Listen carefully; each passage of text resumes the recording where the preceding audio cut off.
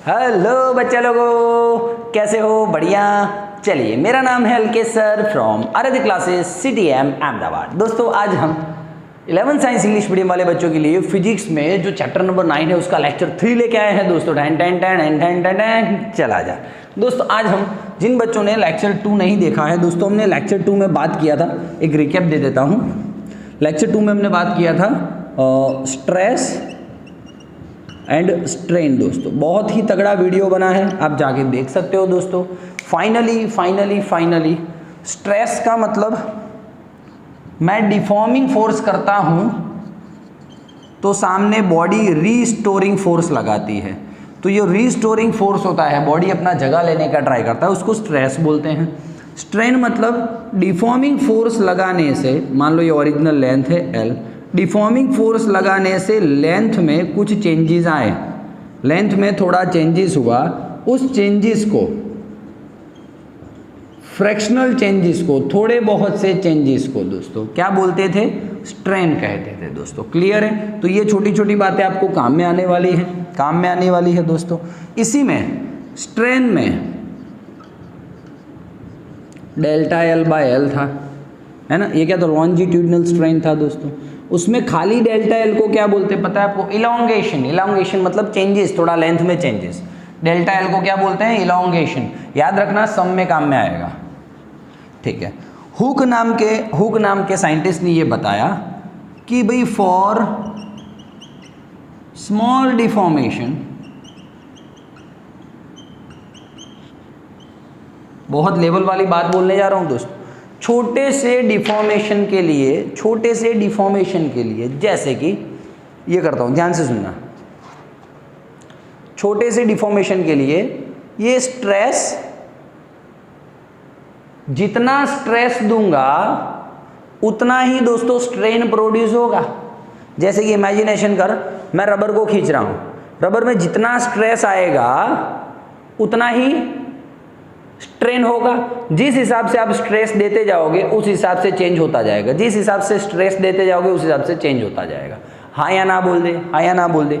जितना खींचोगे उतना लंबा होगा, सिंपल बात बोलना है। हाँ, जितना खींचोगे उतना लंबा होगा, लेकिन वो फॉर स्मॉल डिफॉर्मेशन।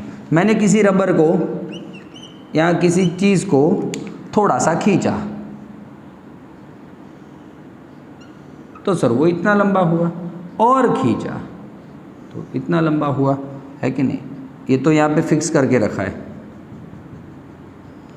और खींचा दो, बस ठीक है। तो दोस्तों, जितना आप स्ट्रेस दोगे उतना ही उसके लेंथ में चेंज आता जाएगा दोस्तों। तो हुक का यही मानना था, for small deformation stress and strain are proportional. ये दोनों एक दूसरे के प्रोपोर्शनल होते हैं। Stress is proportional to strain, sigma is proportional to E. Proportionality constant हटा के हम दोस्तों के लिखते हैं, where K is equals to modulus of elasticity, और हम बोल सकते हैं दोस्तों प्रोपोर्शनलिटी कांस्टेंट। सर क्लियर है? प्रोपोर्शनलिटी कांस्टेंट भी बोल सकते हैं उसको, ये रहा। तो के का फॉर्मूला देखने जाएंगे तो सिग्मा बाई ई होगा। के का फॉर्मूला देखने जाएंगे तो सिग्मा बाई ई होगा, ठीक है सर। दोस्तों, अब कभी कभी क्या होता है, एग्जाम में आपको पूछते हैं, इसी में देख लेना हो दोस्तों, एक्सप्लेन के, एक्सप्लेन मॉड्यूलस ऑफ इलास्टिसिटी। तो आपको मॉड्यूलस ऑफ इलास्टिसिटी खाली पूछ लेते हैं कभी कभी। थियरी में आगे चला रहा हूँ, 2 मिनट रुक जा। इसी के अंदर के बारे में पूछ ले तो आपको पहले तो के का डेफिनेशन लिखना है। व्हाट इज डेफिनेशन ऑफ के? चल पहले फॉर्मूला लिख दे के का। मान लो बीच में आपको पूछ ले हूँ, कभी ऐसा पूछते हैं एग्जाम में, तो K is equals to sigma by E. तो अभी इस पर से डेफिनेशन आप क्या लिखोगे दोस्तों? Ratio of stress and strain is called modulus of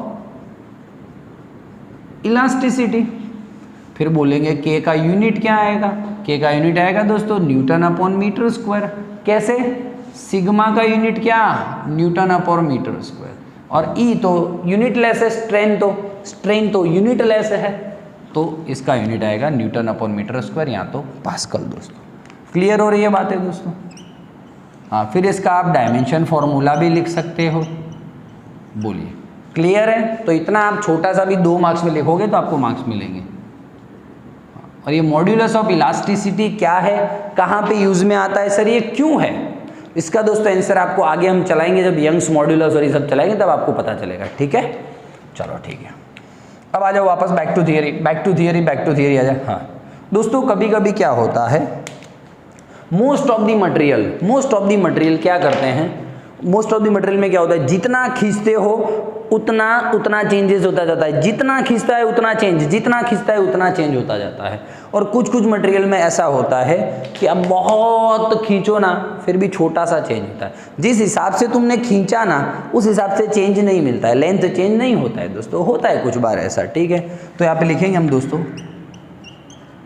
most material exhibits this relation, linear relation हम बोल सकते हैं। Most of the material exhibits linear relation, but some material do not exhibits linear relation। जैसे कि बहुत सारे examples हैं दोस्तों, बहुत सारे एग्जाम्पल हैं, प्लीज़ थोड़े एग्जाम्पल आप भी किया कीजिए साथ में, तो आपको और मजा आएगा चैप्टर में। ऐसे बहुत सारे मटेरियल हैं जो direct sigma is proportional to E को फॉलो करते हैं, और ऐसे मटेरियल है कुछ और हैं जो सिग्मा इज़ डायरेक्टली प्रोपोर्शनल ई को फॉलो नहीं करते हैं दोस्तों। ठीक है, तो ये है दोस्तों हुक्स लॉ। इसके दोस्तों हुक्स लॉ जितना इम्पोर्टेंट है उतना इम्पोर्टेंट ये के फैक्टर है दोस्तों। ये के आगे के लेक्चर्स में जाने वाला है गजब लेवल का दोस्तों, उस पर से आपको पता चलेगा कि के पर से ब्रिज का स्ट्रेंथ डिसाइड होता है, के पर से क्रेन से कोई चीज़ उठाते हैं तो जो क्रेन में जो केबल लटके होते हैं दोस्तों उसके ऊपर से, के ऊपर से उनका स्ट्रेंथ डिसाइड होता है। कितना केबल, कैसा केबल, कितना रेडियस वाला केबल लटकाऊंगा तो इतना मास उठेगा। ये सारी चीज़ें आपको अभी नई लग रही हैं दोस्तों, जैसे जैसे लेक्चर्स में सीखते जाओगे आपको मज़ा आने वाला है दोस्तों। तो ये के बहुत इंपॉर्टेंट है, हम जब भी लेक्चर्स नेक्स्ट लेंगे तब आपको के बारे में डिटेलिंग करेंगे। अब तक के लिए इतना, और ये एनसीईआरटी टेक्स्ट बुक का लेक्चर है, आप स्कूल की एग्जाम्स में इतना लोगे तो भी बहुत है। ठीक है, चल, thank you very much, bye bye.